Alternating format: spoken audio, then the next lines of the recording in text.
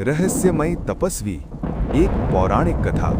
उस रात आकाश में बिजली तो चमक रही थी, लेकिन बारिश की एक बूंद भी धरती पर नहीं गिर रही थी। गांव के बीचों बीच एक अजीब आवाज गूंज रही थी, जिसने स्वार्थ छोड़ा वही वर्षा पाएगा। लोग डर गए। ये आवाज किसकी थी? देवता की या किसी अदृश्य शक्ति की? बहुत समय पहले हिमालय की तलहटी में एक गांव था, जहां भयंकर सूखा पड़ा था। कुएं सूख चुके थे, खेत बंजर हो गए थे। लोग मंदिरों में पूजा कर रहे थे, लेकिन वर्षा का नाम नहीं। उसी गांव के पास एक गुफा में एक युवा तपस्वी रहता था, ध्रुवान। वो चुपचाप भगवान की भक्ति करता, किसी से ज्यादा बोलता नहीं। एक रात उसे भी वही रहस्यमयी आवाज सुनाई दी, त्याग के बिना वर्षा नहीं।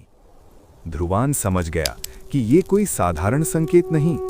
उसने कठोर तपस्या शुरू कर दी। कई दिन बीत गए। उसका शरीर कमजोर होने लगा, लेकिन मन अडिग था। अचानक एक रात गुफा के बाहर तेज प्रकाश फैला। धरती कांप उठी। उसके सामने प्रकट हुए स्वयं भगवान शिव।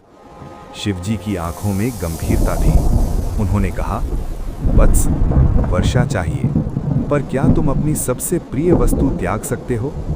ध्रुवान के पास एक ही चीज थी, उसकी मां की आखिरी निशानी, एक पुराना वस्त्र। क्षण भर के लिए उसका मन डगमगाया। क्या वो सच में इसे छोड़ पाएगा? गांव वाले दूर से देख रहे थे। सबको लगा वो मना कर देगा, लेकिन ध्रुवान ने आंखें बंद की और वो वस्त्र अग्नि में समर्पित कर दिया। अचानक आकाश में भयंकर गर्जना हुई। काले बादल चारों ओर छा गए। तेज हवा चली। लोग डर के मारे घरों में छिप गए।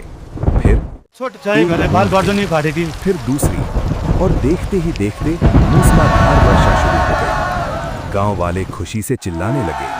तभी आकाश से आवाज आई, सच्चा त्याग ही सबसे बड़ा चमत्कार है। ध्रुवान मुस्कुराया। उसे समझ आ गया कि असली परीक्षा उसके मन की थी। कहानी की सीख: ईश्वर परीक्षा जरूर लेते हैं, लेकिन सच्चे त्याग और निस्वार्थ भाव से हर संकट दूर हो सकता है।